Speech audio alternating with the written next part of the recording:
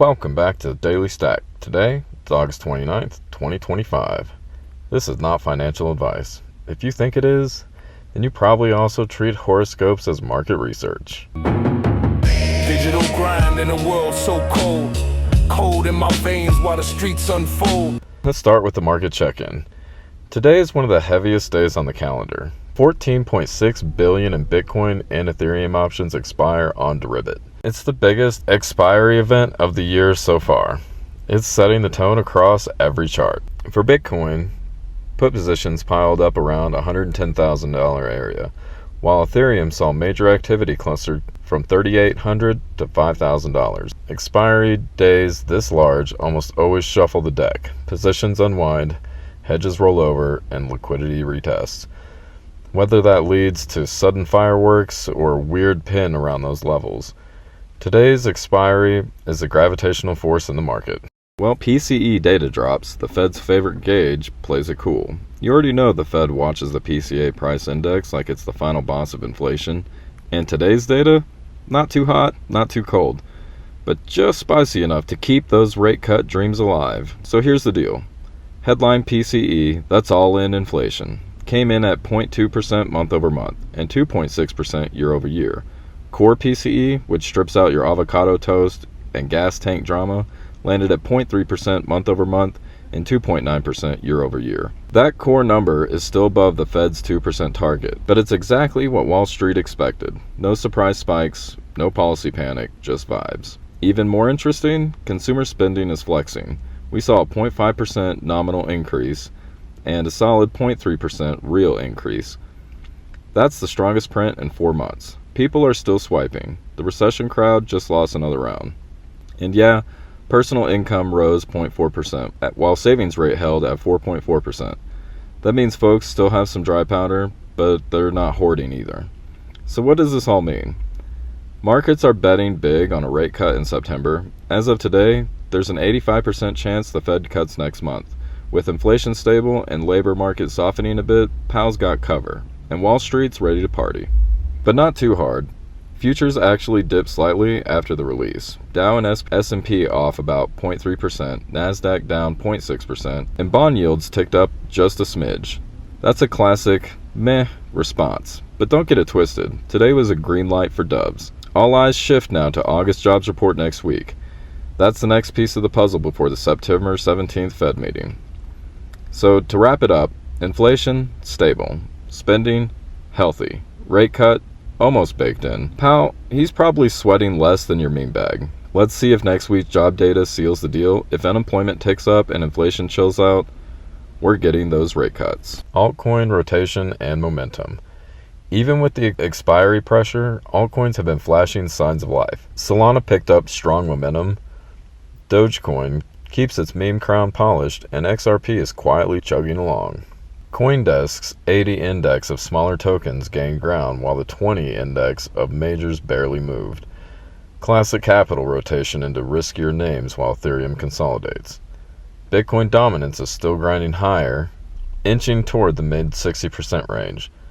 That usually signals that while smaller plays pop short term, the market's backbone keeps pulling capital back to Bitcoin when things get unstable. Technical and macro flags. Volatility remains compressed. Bitcoin's 6-month realized volatility is sitting around 30%, half of where it stood at the beginning of the year. JP Morgan even flagged Bitcoin as undervalued compared to gold on a volatility-adjusted basis. Compressed volatility doesn't last forever. Combine that with today's expiry event and the looming PCE data, and it's clear the market is sitting on a coiled spring.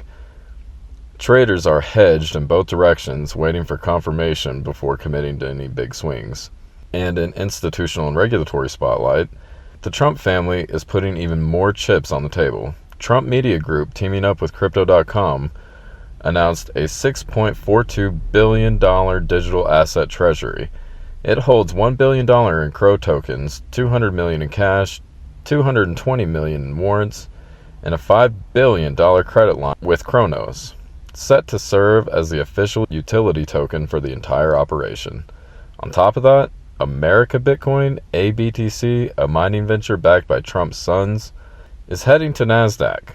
through a SPAC merger with Griffin Digital.